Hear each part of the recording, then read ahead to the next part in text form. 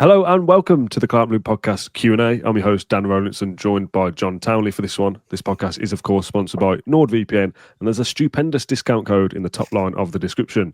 John, FA Cup weekend just gone. Ipswich coming up the following weekend, so free midweek, nice and quiet, no transfers to worry about, no midweek fixtures, full week's rest of preparation.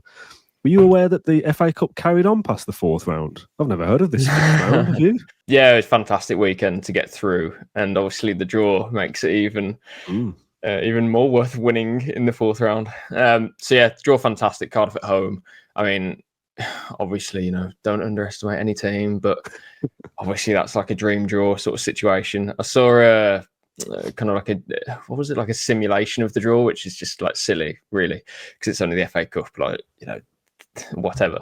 And we had things like Preston at home, and I thought, oh, perfect, that would be Preston at home. That'd be nice, yeah. I think Cardiff may be below Preston, I'm not too sure in the Championship. But anyway, yeah, great draw for us. And obviously, as a kind of a subplot, obviously Peter Whittingham, and also, hopefully this, nice tributes paid and whatnot. I'm sure there'll be something planned, which would be great. But also Callum Robinson, Callum Chambers, and obviously Anwar El Ghazi too. So, nice different, subparts of the match as well. So that's great. What I would say though is I think the quarterfinals, shaping up to be some really big games there, because I went through and I think it's basically all of the home teams are going to go through. So that's Newcastle, City, Forest, Bournemouth. These are the teams in the Palace, but there'll be difficult games. So if Villa can, it's unlikely, but if we can get another home game in the quarterfinal, if we get there, then great. But I do think that if we got through Cardiff and then played away in any of those games, it'll be tough. But nice to hopefully be in the quarterfinfinal. Yeah, and whilst I thought the draw was good for us, and it is, by the way, Cardiff 19th, Preston 15th. So, 19th place Championship side, just scraping above the bottom three at Villa Park is, about as good as it can get. I was pretty much happy to have anybody at home within reason. And as long as there was no away trip to a Wolves or a Newcastle or a Man City or something like that, that's a great draw. So a brilliant opportunity. I thought it was a good draw for a lot of the other teams. So Man United, maybe the one home team that might face some kind of difficulty against Fulham. But the rest of them, Newcastle Brighton, I suppose, is the kind of tastiest matchup of two good Premier League sides. But I'd expect Forest, Bournemouth to go through, Man City having another lower league opposition again for the third match in a row. It's going to be a lot of the big boys making it to the quarterfinal. But as people say, if you want to go and win the thing, you're going to have to beat somebody at some point. So it's a shame we couldn't last any longer without facing one of the big boys. Oh, you never know, to be fair. There's a couple of games that are lower league opposition against each other. So if the draw was... Yeah, there are. If you did get lucky, then there's a possibility. But the odds will be stacked against you of getting an easier game in the quarterfinal if you were to get there. Yeah, I'm expecting one team who isn't in the Premier League to get through in Burnley against Preston, and they'll be in the Premier League maybe next year anyway. But my kind of predictions were Man City, Newcastle, Forest, Bournemouth, Fulham, Palace, Burnley. That's who I expect to be going through. If it's not Fulham, as you say, then it'll be Man United. That would obviously be really difficult, any of those games away from home, apart from Burnley, and Palace would still be tricky, but better than those ones. So yeah, realistically, you just want another home game. But what are the odds that Villa rarely had home games in cup competitions, and are we going to get 4 in a row? Again, we need to still beat Cardiff, but it's going to be difficult. Then again, quarterfinal of a FA Cup, you're going to have a difficult team, aren't you? True, yeah. I think we had. I say that. I think did we have West Brom 10 years ago, I think. Scott Sinclair scored, and then we went to Wembley, and then obviously had the Liverpool and Arsenal, which is very difficult, especially back then for us. But what I would say is if we can just get to Wembley, I'd back us against any of those teams to win at Wembley twice on neutral territory. It's just the away element is the one that concerns me. So if we can get through Cardiff and then play at home against whoever, I really do think we've got a fantastic chance of actually winning a trophy there. I'd back us against Newcastle, City, Forest, but any of those two, yes, it'll be difficult, but we don't go into those games as like underdogs, really, in my opinion, at Wembley. Away from home, we do. So it's just nice to be in the conversation, and you're not thinking about, but Liverpool are in it still, Chelsea are in it, Arsenal are still in it, and City is still really good. That isn't the conversation now. It's that we're as good as any of those teams. You just need a little bit more luck in the draw, potentially, to go your way. But genuinely, I think this is a really good opportunity for us. Yeah, we're not taking Cardiff as read here that Villa have basically got a bye to the quarterfinals. You've still got to go and do the job, but you back Villa to beat a bottom half Championship side at home. I did see a great post on social media of like what would happen if the kind of two unmovable objects of football in Anwar El Ghazi scores penalties and Emi Martinez saves penalties. What happens if what's the solution there? Do we just go into an infinite time loop that there's no further progression? I forgot that El Ghazi was so good at pens, to be fair.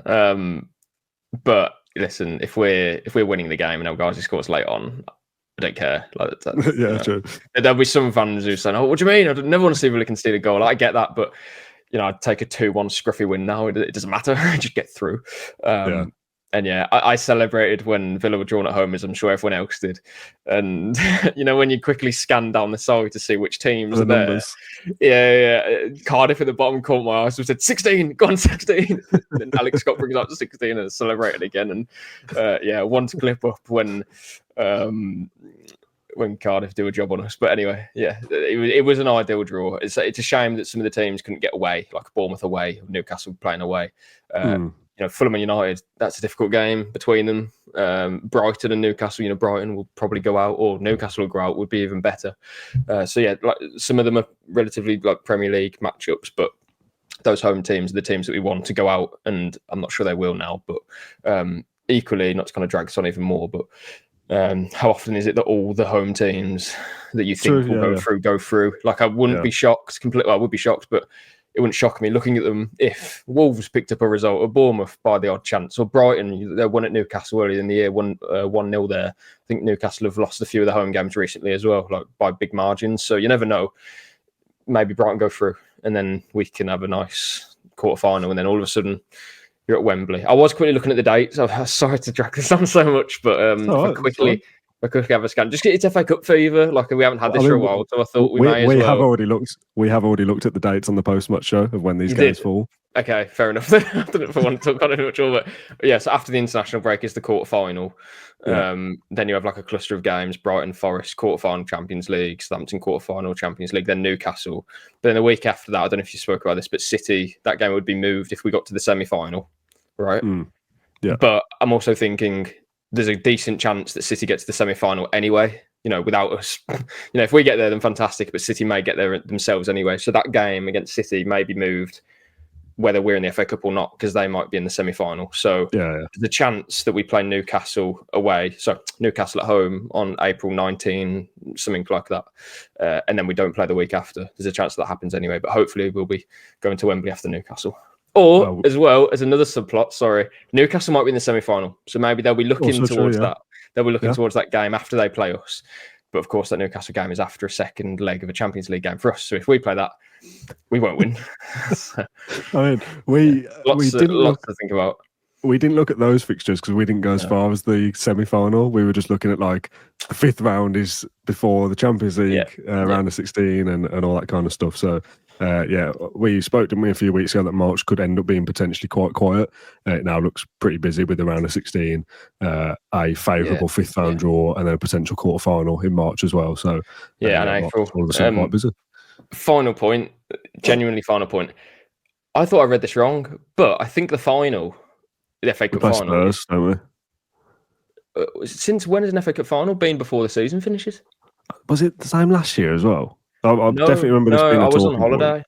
I was on holiday. I was watching United City in a bar in Mallorca. So definitely wasn't when the season was on. But I remember there was talk of it one year, and it was like, that's kind of devalued the FA Cup and all that kind of thing. Maybe that was because we were talking about this year. I don't know, but I thought that was odd. So.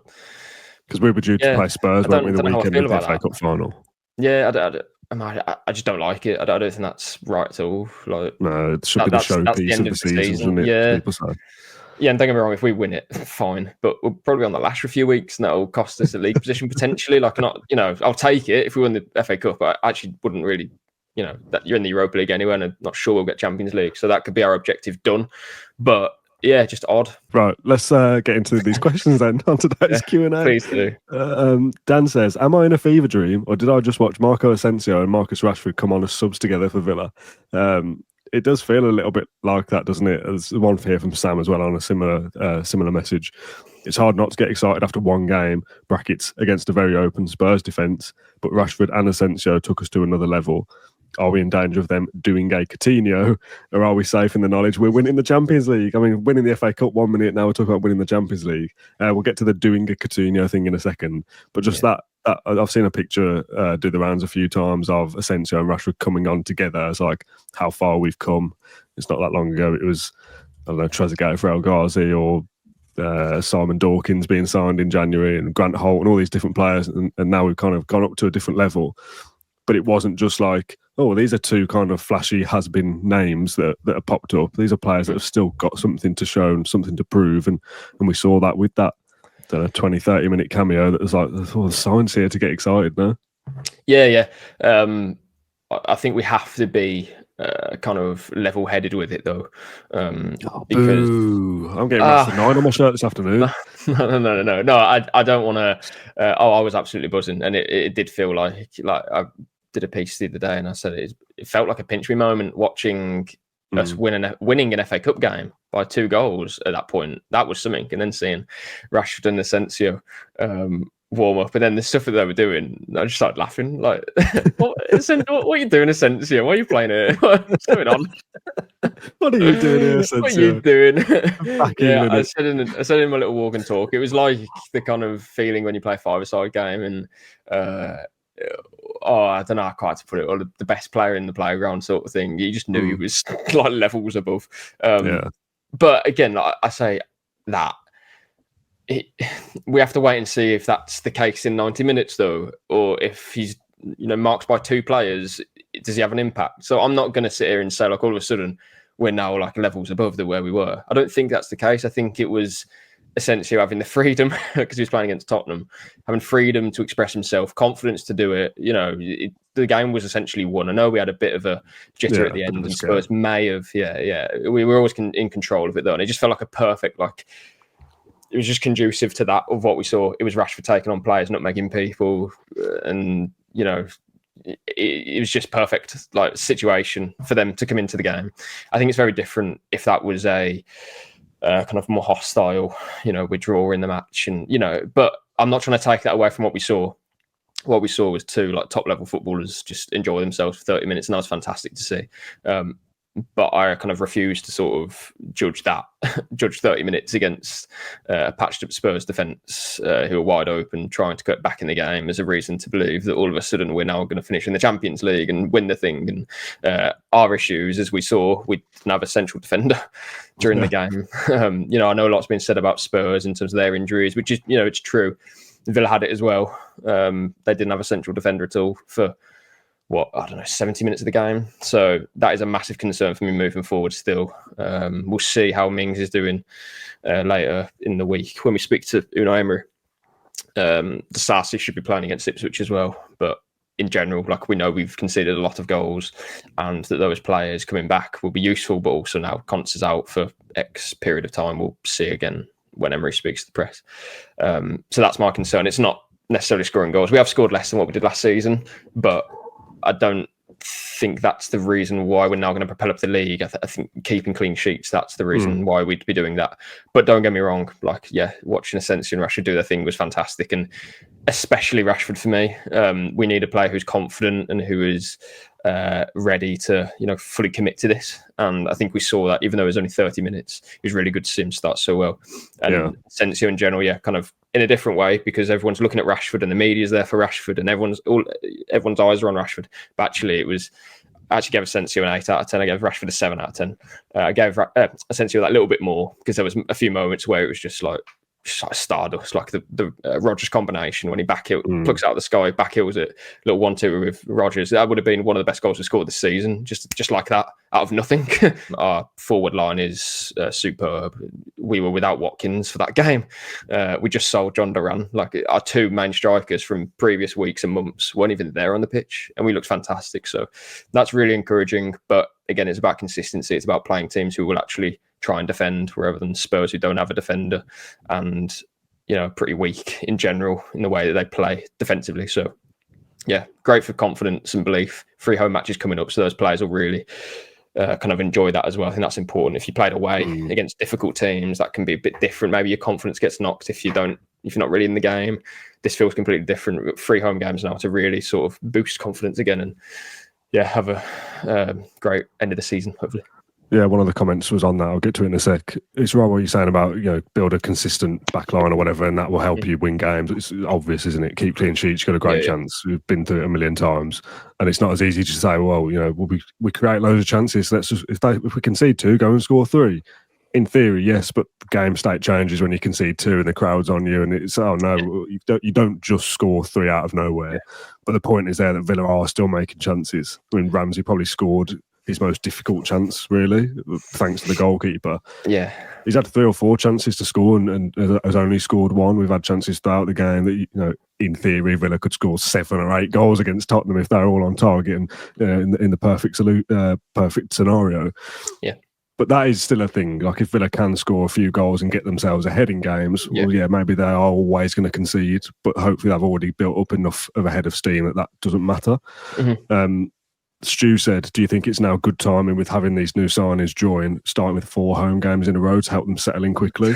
It is true, though, isn't it? Again, the way the fixtures go. Oh, yeah, Asensio looked flashy against Spurs when we were already winning. But if we had to go to St. James's now at the weekend and we lost, you'd be going, oh, God, that flashy Asensio, he's done all up there, has he? Because it's a difficult place to go. No, you know what I mean? No, I totally agree. And that's, again, why I'm trying to, I'm not reserving judgment. Well, I technically am, but I'm waiting to see more. Like, it's done, it's whetted my appetite. But we can't be foolish to now think that, we're going to score 5 goals every game. It just doesn't work like that. We only scored 2 against Spurs when we had so many chances that we could have scored 8. Again, none of that's like a criticism. It's just being a bit more balanced of, now we know what we've got. We know exactly what they're capable of, but it's putting it, game after game after game. And that is something that we've struggled with this season. So I don't think it's kind of wrong for us to sit here and, sort of suggest that maybe things won't be great every game in terms of how these players play. There's a reason why they've left PSG and Man United, but I think we can kind of excuse it a little bit because, firstly, you've got one of the best coaches in world football in Unai Emery. You have a player in Rashford who just wanted to leave United and get out. Quickly on that, I didn't really like the Sancho post. I don't know what you make of that. Was this freedom was the comment? Yeah, I feel a bit like... I think that's obviously they're best mates, and I don't know if they're best mates actually, but they're probably close friends. And Rashford and Sancho have probably spoken about things. Well, they would have spoken about things, but I kind of leave it out. Like, let the guy just play his football. You're just bringing in more attention, more sort of. You're dragging Rashford into your own situation. Just Snapchat him, whatever they do. I wasn't going to bring it up, so you brought it up and you brought it to attention. No, yeah, my fault. Bloody journalist. No, but just see my point. I'm a bit like, let Rashford do his thing. Chat to him, phone him. You don't have to bring the world's attention back onto Man United with it again. I just feel a bit like, help him out a bit, mate. Like, don't. I think it's a little bit like the kind of the cool kids at school trying to stick up for each other, and this is our little thing, like freedom, like Rashford's done nothing, but he's done nothing to antagonise the situation. No. Whenever he's posted on social media to do Man United in the last few months, it's always been like, "Oh, great result, lads," or something like that. Anyway, but. It's never like those kind of blank pictures, and it'll be like cryptic kind, and it'll be things. like an emoji, and it'll be like, what does he mean by that? And it's like trying to just get attention to yourself, that sort of thing, which I think is always a bit weird. But Rashford's done none of that. Where now Sancho's kind of trying to bring him into it, and it's like, we've both left United and look at us now, sort of thing. It's like, you do your thing. Let Marcus kind of crack on. He's only played 30 minutes for Villa and done really well. So. I'm hoping both those players can consistently find form. The Tottenham match is something that it gives us lots of excitement. We'll see how they carry on, but definitely the home games coming up. That's really helpful to kind of not just marry into Emery's structure, but also build a bond with the fans and get confidence, because that have been low on it before they played against Spurs. And what that would do, I think, just for their confidence and self-belief in general, just 30 minutes of being able to express yourself and play in transition and kind of in open areas as well, like Spurs provide for you, is a perfect situation for them to find that confidence. Let's stick with the loanees then before we move on to other talking points. Ricardo says, Can you rate the chances individually, in your opinion, of the 3 lone players? In my document, I put Ian as a typo. The 3 Ian players being here next season. It's very difficult and very early to say on any of these, but I agree. Yeah. Rashford's a buy option of 40 million. Asensio, I think, would be possibly quite likely, to be honest, because if he does well, we know that PSG are open to extending that loan. His contract there runs out in 2026, so that's one that I can see happening if he contributes well and Emery wants him to stay. I'm sure Asensio would be up for it as well, because he seems to have settled pretty rapidly, actually, which is always good to see, especially a player who played for Madrid for like a decade, PSG, kind of massive name, big star. Sometimes it can kind of go the other way of them sort of being, I'm here, everyone should sort of follow what I'm doing. But everything I've heard anyway is good in terms of how he's settled in the dressing room and how he's integrated. So that's great. Rashford, kind of a different situation, because I don't think we'll hear pretty much anything from him in terms of media and stuff, because I think that's probably right as well, because we know what happens if he says one thing, it just blows up. Yeah. So it's going to be hard to sort of gauge that. That's going to be more of a thing for the summer, I think, and Emery will be asked about it in every press conference, probably 6 to 7 games before, maybe even more than that, before the season ends, and he'll give the similar answer, I presume, of, well, I don't know actually, but it's too far down the line sort of thing. But Rashford, I think, is up in the air basically, because we don't know. If he plays well and Villa want to trigger 40 million, then great. Then it's up to Rashford to decide what he wants to do. And as we said before, if this is where he feels happy and expresses himself, if Thomas Tuchel, who wants him in the England team, says, you're close to being in my squad again, stay at Villa sort of thing, I'm sure he'll be up for that, because this is what he needs. He needed a fresh start, and also in terms of his footballing career at home, that allows him to be the player that he is, and not to be too deep, but like the human as well, because he obviously didn't like the attention that he was getting in Manchester and stuff like that. So wouldn't be surprised if he settles like Asensio very quickly and becomes a key player for this side. Disasi, again, different, because again wanted to join Villa over any other team, but that's a straight loan, and there's no kind of suggestion of anything in the summer yet. He hasn't even kicked a ball for Villa, so one of those where if he plays really well, Chelsea will probably be open to selling him. But again, they view us as a rival, so there might be £5 million added on to the whatever fee they'd want anyway. So we'll see how it goes. But just quickly on it, I think it's good that at least 2 of those players can be here permanently and have expressed, a desire to join the club above other offers as well. And Disasi, sorry, more than anyone else, rejecting other teams. So they want to be here. They're not just joining Villa on loan because it'll boost their kind of claim to get back in the clubs that they've just come from. I think they'll probably want to leave the clubs they've just come from. So it's a bit of a different situation. I think the order that you've spoken about them there, from Asensio to Rashford to Disasi, is the order of likeliness that this stage, they would end at the club full time at this stage. I also think potentially all 3 actually are also dependent on potentially Champions League. Does Rashford and Asensio want to play in the Europa League or less? I'm not sure. I think the Champions League is such a pull that, do you know what I mean? Yeah, I think that's true. And we're not professional footballers, so we don't know how that would feel in terms of not playing in the Champions League. But Rashford hasn't played in the Champions League now for, I don't know how many of the last. Man United won it last year, weren't they? But they weren't very good. True. I just forget about that, actually. They only played 6 games. Yeah, maybe they've played in it more than what I thought. I think Villa would try and sell it as we're in the Europa League, but we got a great chance of winning the thing under Emery. True, and that would be Champions League next season. In general, we want to finish in the Champions League via our league position too, whereas this season we played in the Champions League, we've had injuries, it was the first time. That can be excused. Our league finished this season, there's reasons why. Whereas next season, if we're not in the Champions League, you'd like to think that we could finish higher because of that.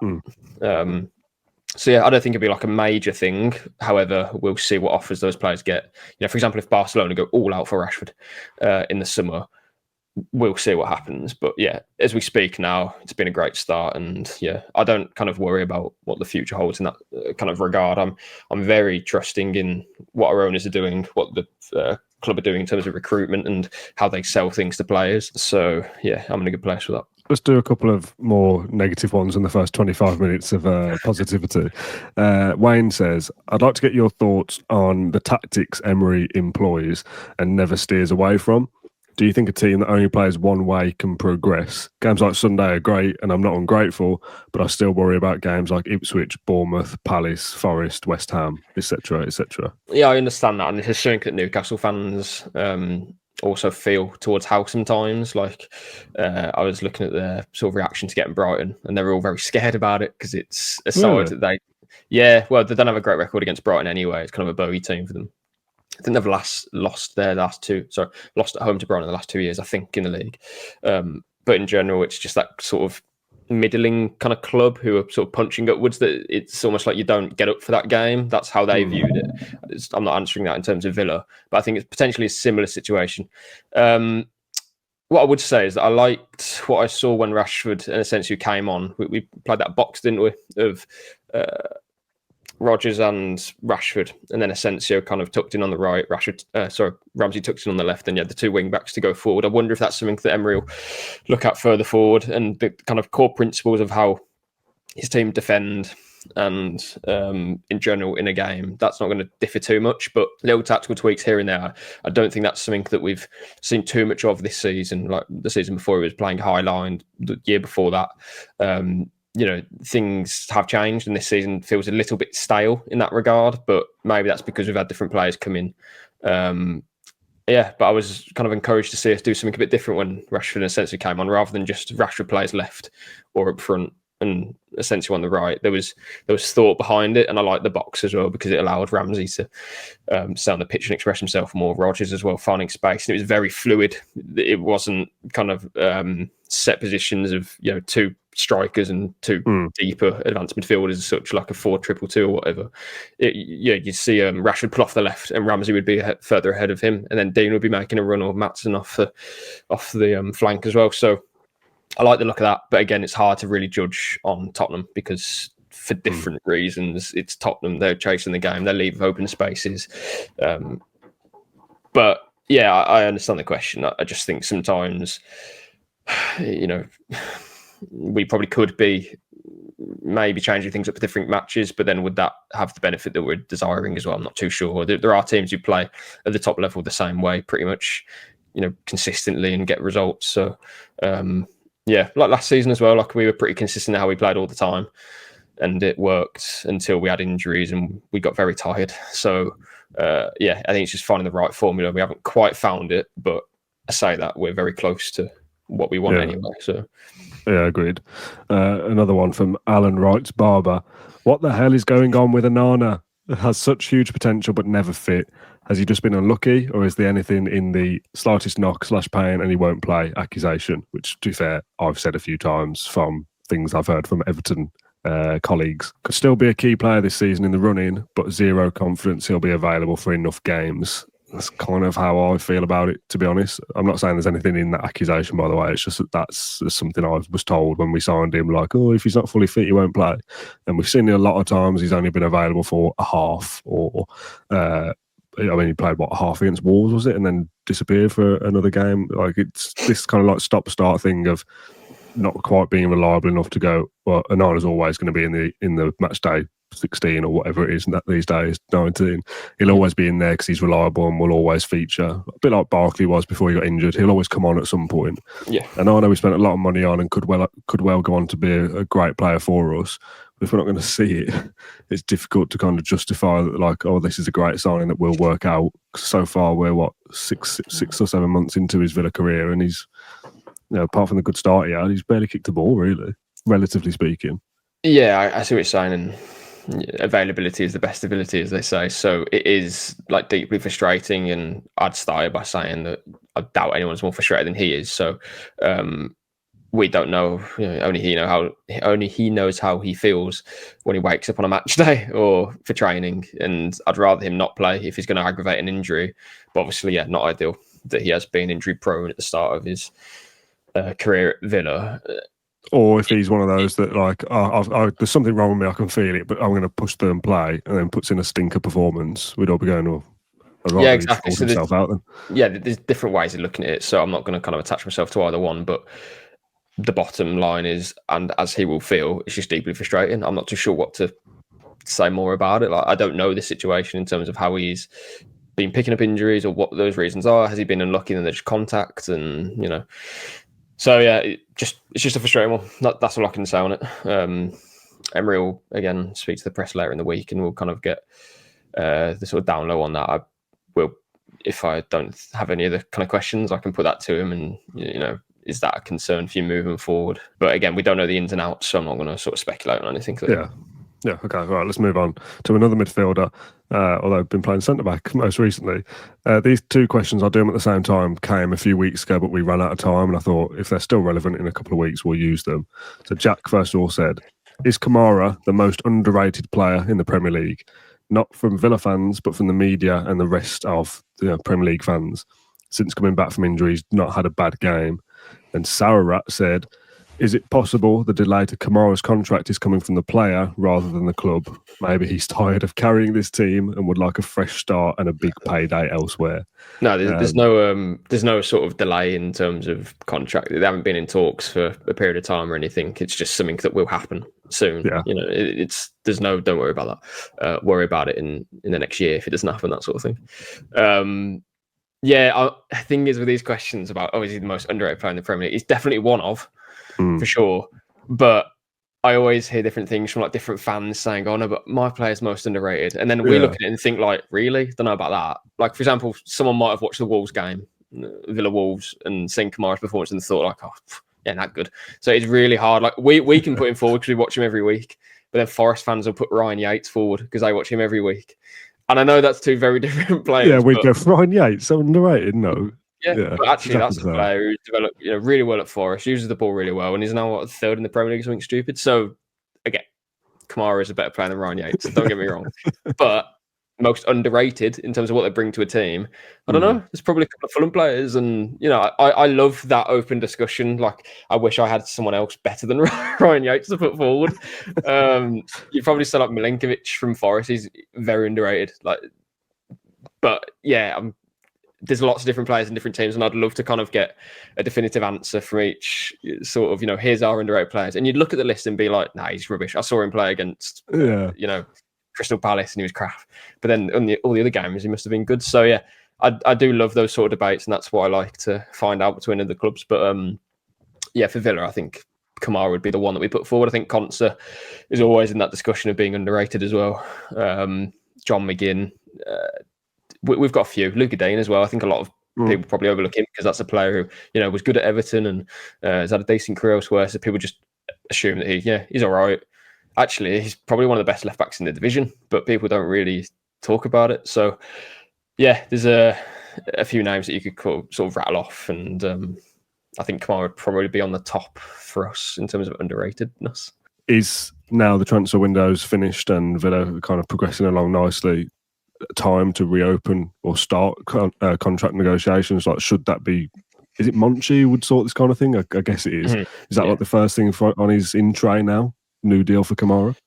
Yeah. And now that the window is finished, that's when you tend to get these things that, for example, Cunha signs. Oh God, I don't want to bring it up. Signed after he signed his contract not long after the window finished, should we say? There's just it's a good time to get these things done after the window's done. Kind of fresh outlook. Hopefully those negotiations go well and we can get them tied down for a long period of time. The way you were talking then, and I know this isn't the case, is like that something, but you can't say. That's how it came across. No, I haven't. I'm not playing a game there, no. Okay, just checking. Dan says, after drawing Cardiff at home in the next round, where do our priorities lie for the rest of the season? Fighting across the Champions League, Premier League and FA Cup will be very difficult. Do we need to prioritise a cup win as that ensures Europe again, for example? Yeah, it's really hard. There's reasons for and against. I mean, it's pretty obvious in terms of FA Cup. If you prioritise FA Cup, then you get knocked out the next round. Then you've just thrown away 3 league games. Like, it's really difficult. So I just it is just the next match, and it's not the best answer for a podcast. But if you asked me now, because I don't think Villa will win the Champions League. Please prove me wrong. But I think that's unlikely, right? Possible, but unlikely. If you offered me right now winning the FA Cup, I mean, it sounds so obvious, but that sorts out your league issues as well. Because for me, I think Europa League is probably the most likely destination that we land in terms of competitions. I think Champions League is maybe a bridge too far for us right now because Forest are quite a way ahead and they reacted to losing 5-0 by winning 7-0, which says a lot. Newcastle have no European football and Chelsea will be in there in and around it. You got City there. So it's going to be difficult for us to get Champions League is what I'm trying to get at. But the Europa League, I think, would be great this season. Fantastic. If you win a trophy with it, then it makes it a million times better. The trophy thing is so important that we end that like rapidly. And the FA Cup looks like a good opportunity for us this year. So right now, as I sit here, I'd take a dwindling league campaign and finishing in bottom half if that has to be the case. But win the FA Cup and get Europa League, that would be everything for me. Yeah, great. And in the Champions League, I said before the start of the season, I just want to enjoy it. I want us to go far, and we have already. So that's that box ticked. Then the other side is just enjoy it. So I'm not going to be spitting feathers if we get knocked out to Atletico. Oh, it wouldn't be them, but Barcelona in the quarterfinals or something. It should be a fantastic journey. As I said before, when the draw happens, I'm more interested about Barcelona or Liverpool than who we get in the 16. Whoever we get, give them a game. But if you get through it and you got Liverpool, it's just really, it would be really it would be though, wouldn't it? The more I think about it, the more frustrated I get, and we haven't even drawn them yet. But it would just be like such a. We haven't even beat our round of 16 opponent yet. No, but you want the carrot, don't you? Of them playing Barcelona. Having the carrot of playing Liverpool, yes, it's in the Champions League, and yes, it's in the quarterfinal, and you're going to get money anyway. But in terms of the opposition and where you're going, really, it's just not for me. Especially when it could have been Barcelona as well. So we'll see. But yeah, for me, enjoy the Champions League. Give it our best shot. What will be. No one's going to be disappointed from here. And in the Premier League, obviously, that's very important. But if you can just win the FA Cup. You've ticked 2 boxes there, like a trophy and what I think is, probably our most likely, or maybe best chance of Europe is probably in the Europa League. Because if you're thinking we're going to finish in the Europa League positions anyway, you win a trophy at the same time and get into Europe, and it doesn't matter where you finish. I mean, I remember us talking before about when West Ham won the conference and finished 14th, was it, off the top of my head? And we said well, if Villa won something, but it meant that they had a terrible, relatively speaking, terrible league campaign, we would be concerned about that because overall there's been some kind of drop-off. If Villa have finished 7th, 4th, won the FA Cup and finished 13th, yes, it still gets us to Europe and we've won a trophy, but we've not been as good as we have been. So I would still take FA Cup in Europe, but finish 13th. When I say it, it's more of a kind of, I wouldn't care what happened beforehand in terms of but obviously it does come with the thing of, well, there's a reason why that happened. And I don't think we wouldn't drop off that much anyway. It's a stupid argument for me to make anyway, because the FA Cup, even though the final is played before the end of the season, which makes no sense. How do I put it? You're still going to play your league games thinking you're not going to win the FA Cup final, if that makes sense. You might have an eye on it. Late you go on and it's in May and you've won the semi-final. Well, of course you'd then be thinking about it. But for the next 3 home league games, no one's thinking about an FA Cup final because you 2 games away from Wembley. Anyway, played Cardiff yet. You haven't even played Anwar or Gaza yet. So it's not something you think about now. But just in general, winning an FA Cup and getting the Europa League off that, fine.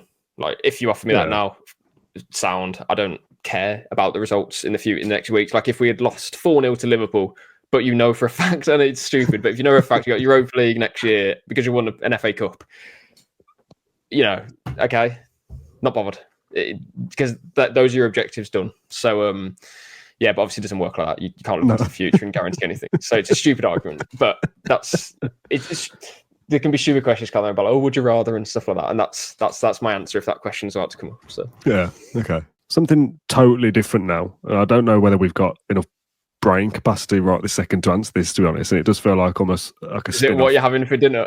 No, that's later. But this could potentially be a spin-off kind of 20, 30-minute show, potentially. Sam asks, Villa's Premier League era number 9s. Who is the best /favourite who is the worst / most bizarre, and who had or has the most potential. And I've sent a list, thankfully, because it saved me a job. I'll read these out in order of oldest to newest to number 9s. Okay.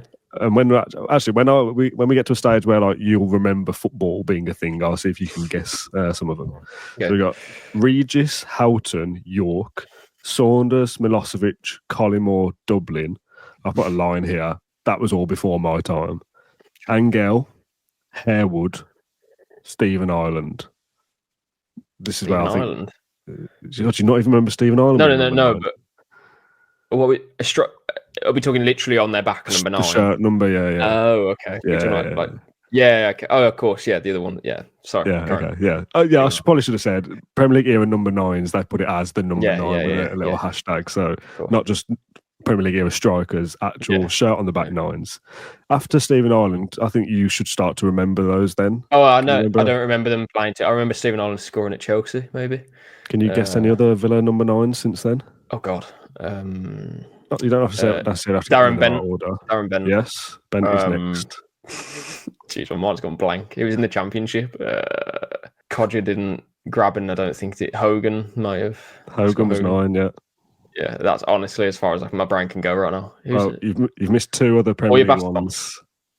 No, you've missed 2 other Premier League ones in Nicholas Hellenius, and Scott Sinclair was also number 9 for a period. Yeah. Wesley also got it on our return to the Premier League. Danny Ings, Bertrand Traore, of course, John Duran, and Rashford. John Duran. They're Aston Villa's Premier League number 9s. We haven't had many. Because Gabby was always. We had a couple of good strikers. Like who was Gabby's in the top scorer records. Yeah, Carew was 10, Watkins is 11, Gabby was 11, Benteke was 20. Like, we've had some good strikers that have not been the number 9. Yeah. There's a couple that stand out to me as questionable ones. Stephen Ireland should never be a number 9. Likewise, Scott Sinclair and Bertrand Traore. They're wingers, aren't they? They're wide forwards, whatever you want to call them. They're not number 9. You can make the same case for Rashford, really. I was going to say, yeah, but I'm allowing that for some reason. But yeah, that's different. That's fine, Marcus. Carry on. You can have number 9. Answering in terms of who's the best, who's the worst, or the most potential. I don't know that we can do that now, just off the cuff, to be honest. There's a few for worst. There's definitely a few for worst, yeah. One of them was McCormack. Oh, he's like 39. Oh, great shout. Yeah, I think it was 44, yeah. Yeah. Is he the best and worst number 44 for Villa? The best surely is Boubacar Kamara. Oh my God, yeah. Geez, can you edit that out, please? I was about to say I'm not giving my shirt numbers. But... The second best player to wear number 44 after Kamara, because probably one of the only players to wear it. Yeah, one of 2. Top 2 number 44s. Penultimate question from Alex said, if we had the Champions League semi-final tomorrow, brackets, I won't get too carried away, who's making your current front 4? Providing Villa are playing the same way with a striker and 3 behind them, what is that for you? Oh, it's so hard because it's stupid, isn't it? It's a stupid question. Well, not. Yeah, sorry, mate. No, I don't mean stupid like lacking intelligence, but I mean if we were playing, for example, it's difficult. It's difficult. It's a great question, but really hard because anything we say here is going to be met with you. I mean, well, Watkins 9. Watkins gets the number Watkins 9. 11. Yeah, striker. That's pretty undisputed. Although, to be fair, and this is not for now, but a side point, that Marlon looks good as the Watkins backup, by the way, like playing in the same kind of way. That's absolutely. Yeah, we haven't spoken much about him, but Watkins, Rogers behind. Yeah.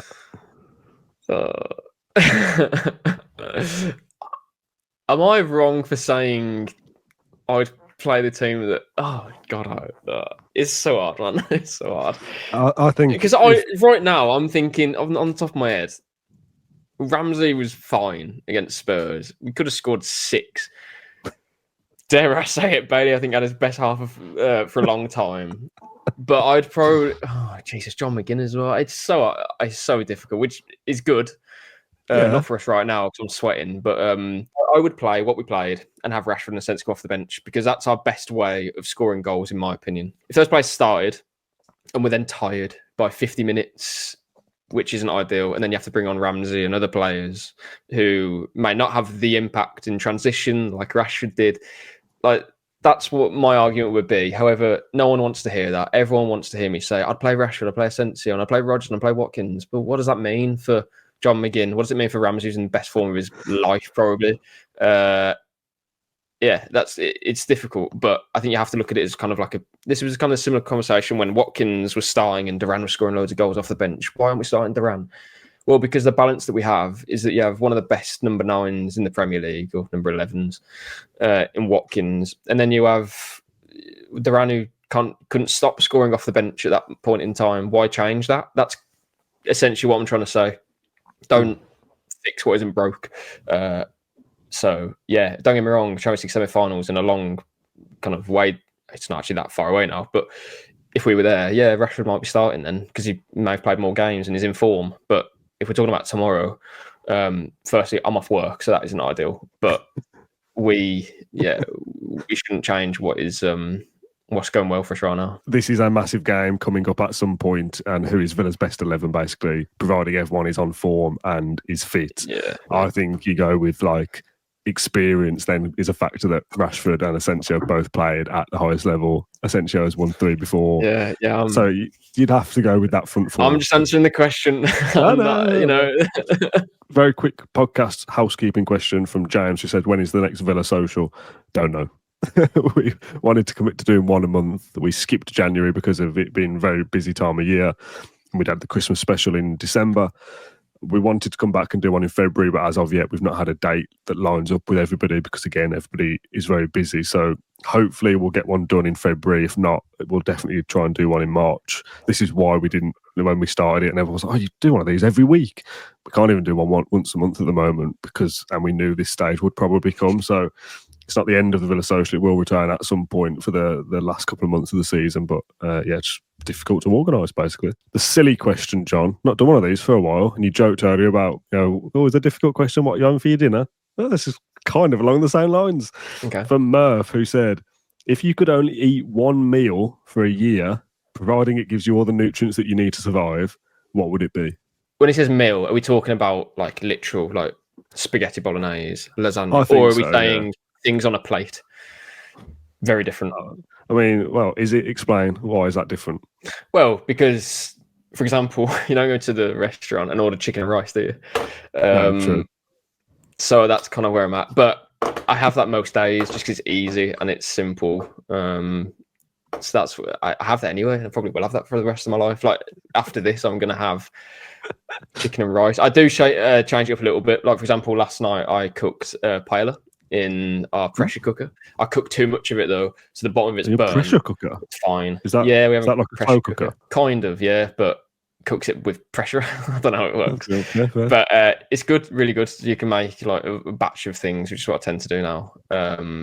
So I've been cooking paella in that, which is essentially chicken and rice, but with a few prawns in there. But I enjoy my cooking, to be honest. Now I've become more of I'm cooking similar things, but it's quite therapeutic, chopping your onions and your peppers and whatnot. So I'm enjoying that. I'm getting a bit better at it, but in terms of my variation, it's not too varied because I've got 4 boxes of chicken and rice in there with a bit of cabbage, and then I've also got a massive tub now of paella, which is essentially the same thing. So bit of a mistake there, but what do you reckon Pau Torres would rate your paella out of 10? I think I'd be embarrassed to give it to him, to be honest. Pressure cooker just kept saying add water every time I try to cook it. Is that what the pressure cooker is? Just telling you, add water, pressuring you to do. It's not supposed to. Yeah, exactly. No, I don't know how it does it, but I basically cook too much in there, and then you have to, because the instruction is you have to put 250 grams of is it Arborio rice, the paella rice? So I put that in, but I did 500 grams, I did the whole packet. And it was 400 millilitres of chicken stock. So I did double that. For some reason, it didn't marry up. So I was confused, but it's there, it's in the tub. I had quite a lot of it last night and I'm going to have it again now. Yeah, again, the variation of the diet's not brilliant, but at least it's not like eating cheeseburgers 3 times in a row. It's burnt paella. I love that this question. I mean, that's true. You do eat chicken and rice basically all the time, and I think regular listeners of the podcast would be aware of that. It's So just you easy basically though. took this as that's what you do anyway. So you're going to do it for the year. But this could be like, I mean, do you even like it? Like, you could have a cheeseburger every night if you wanted to, and get the nutritional elements that you need anyway. Do you know what I mean? Well, like one nutritional element. No, I don't. I would get really sick of like processed things. I think it's quite easy to get sick of it. Like if you had, not for me. Especially if it's the same thing. Like if you in another kind of, I don't know, if you said you have to have McDonald's every day for the rest of your life, at least you could change it up a bit, and you could have nuggets or a burger. You would still get sick of it after like a few days, and you'd feel horrible. But but having the same thing of the same like not very healthy food, I think would be dreadful. So at least with chicken and rice, you can shake it up a bit. You can change the flavour of it, or you can, it kind of breaks the rules. If you add sauce, you've essentially got curry. Because I was going to say something like a spag bol or a lasagna or something, but then you're right, that is very versatile, the same all the time. So if I was going to pick like an unhealthy thing, I'd probably go with like a pizza, but like a proper, like not like a takeaway, a nice pizza, like a proper authentic Italian pizza, and then you can change the toppings to at least make it exactly. different. I think you got to bend the rules somehow here. The only other thing I would do if there's no bending of the rules allowed, I would have steak and chips for the rest of my days. That's a decent shout. How'd you have your steak? Medium rare. Oh, good man. Every time. I like that. Yeah, that's the way forward, mate. If you just said well done, then I'd have said thanks very much, but I'd have said that's the end of the podcast. Yeah, no, terrible. No, it has to be medium rare. Okay. Well, there we go. Then that's the end of our Claret and Blue Q&A. All bases covered, from Marcus Rashford to steak and chips. John, thank you very much for joining me. As Two always. Great things, by the way. Fantastic things. Which do you rather have playing up front? In the best 11, if Marcus Rashford was steak and chips, what is Marcus Asensio? Thanks to everyone who got involved with their questions. Appreciate you as always. If you've enjoyed this episode, then let us know. Also, you can get involved in the comments on YouTube and Spotify and share your thoughts or anything that we've spoken about as well. There is a review and rating system on Apple Podcasts. If you could give us 5 stars, that'd be lovely. Thank you very much. And we'll see you on Friday for the preview. Bye bye.